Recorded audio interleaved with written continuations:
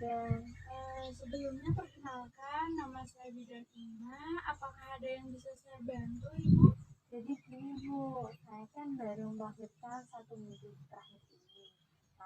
Selama 1 minggu terakhir, saya merasa mudah marah, takut, dan sering cemas. Bahkan saya itu sampai overprotektif gitu loh Bu sama bayi saya. Sampai-sampai jika ada tamu yang berkunjung ke rumah saya tuh nggak membolehkan tamu tersebut memegang bayi saya. Soalnya saya takut kalau anak saya nanti terkena virus atau kuman dari luar. Bahkan sampai suami saya itu memarahi saya karena saya itu terlalu overprotective dan sering marah. Itu termasuk wajar atau tidak ya Bu?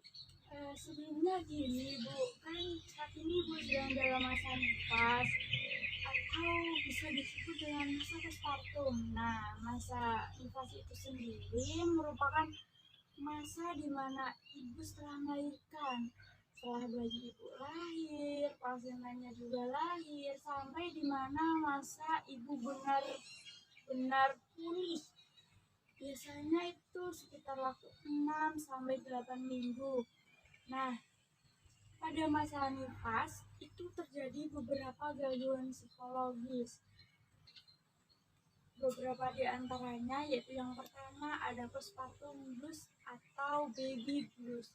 Nah, postpartum blues sendiri itu merupakan gangguan mood atau perasaan sebagai akibat dari ibu merasa kesepian, kemudian cemas, takut, dan seperti yang ibu sebutkan tadi.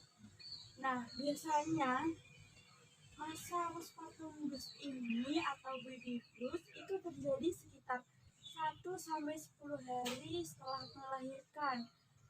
Jadi ibu tidak perlu cemas atau merasa hal itu tidak wajar, karena itu biasanya terjadi pada 70% ibu setelah melahirkan.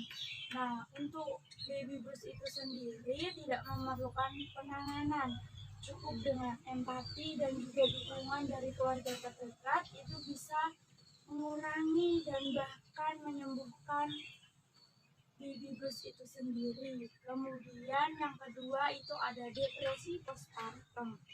Nah, depresi postpartum ini merupakan gangguan yang disebabkan oleh seperti ibu merasa kurang bebas, kemudian merasa kerendahan tubuh ibu itu berkurang, terus juga berkurangnya interaksi sosial.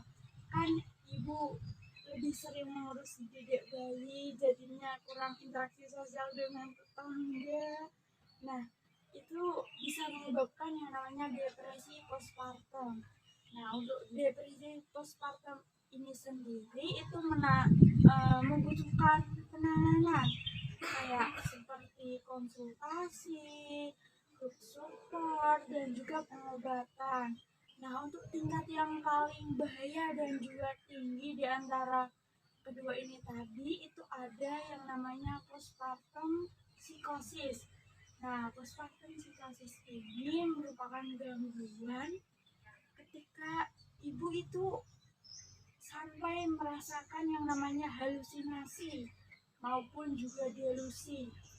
Kayak misalkan contohnya si dedek menangis, kemudian ibu berusaha untuk menenangkan, tetapi ibu mendekatnya terlalu erat, dan mohon maaf mungkin bisa saja menyebabkan si dedek sampai kehilangan nyawa. Jadi untuk postpartum psikosis ini tuh sangat bahaya untuk keselamatan ibu dan juga anak ibu sendiri.